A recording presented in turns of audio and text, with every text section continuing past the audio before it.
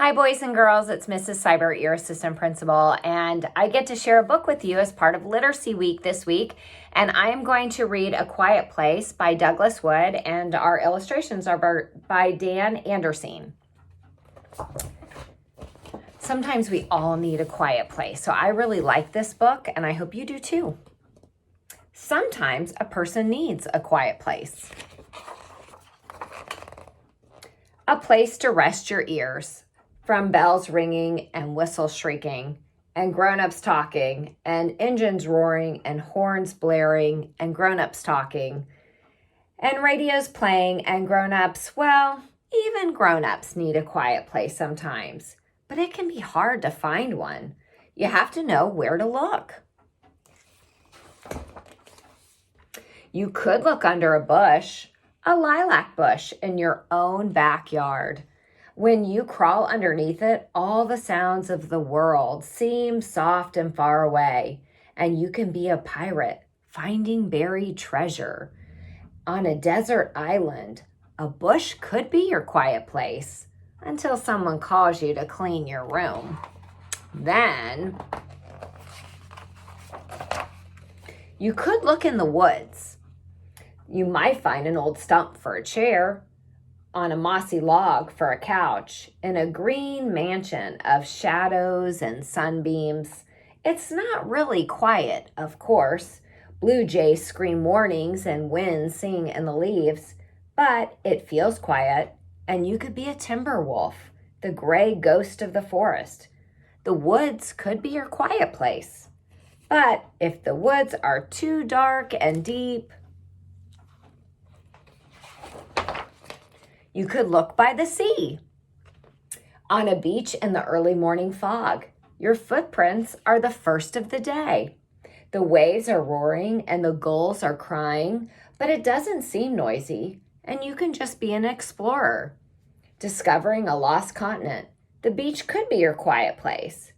But if the beach is not your cup of tea, you could look in the desert, where Old Man Saguaro reaches for the sky and far-off thunderheads bloom. The sky flowers over the mesas. A cactus wren drops by for a visit, while a horned toad blinks in the sun. And you can be a Pony Express rider, galloping throughout the Old West. The desert could be your quiet place. But if the desert is a bit too dry, you could sit by a pond.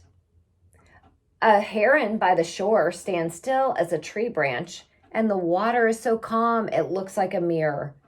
Then a frog plops from a lily pad, and your face begins to wiggle, and you could be the world's greatest fisherman, reeling in a monster catch.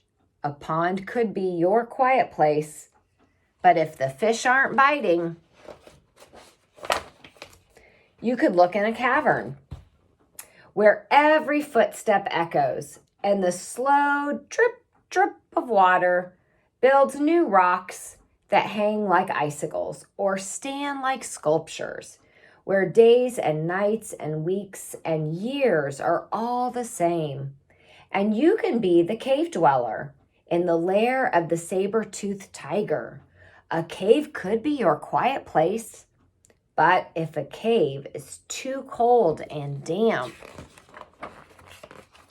you could climb to the top of a hill where clouds float by like ships or alligators or elephants. On a hilltop, you can see a long way and think long thoughts about how and what and why.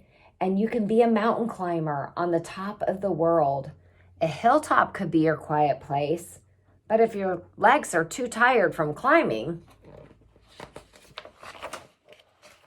you could wait for a snowy day, maybe not in Florida, and lie down in a snowdrift. All around you, the falling snow whispers, shh, and wraps the world in silence. If you listen closely, you can almost hear it breathing.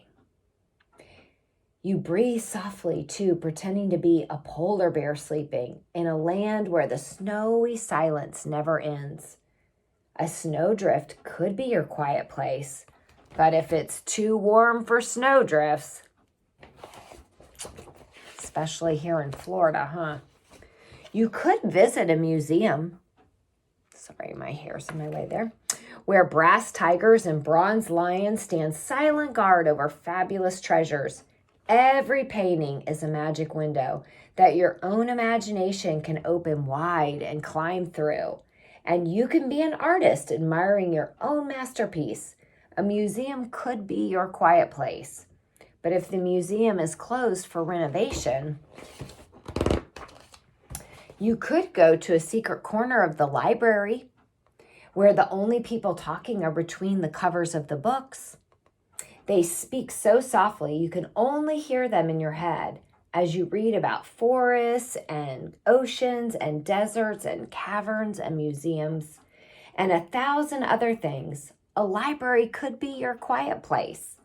But if the library isn't open yet, you could go home and clean your room and read your own books and think your own thoughts and feel your own feelings and discover the very best quiet place of all, the one that's always there no matter where you go or where you stay. The one inside of you. Boys and girls, I hope you enjoyed that book, and I hope you have a favorite book that you want to share this week with us. And we look forward to seeing you at school. Have a great day.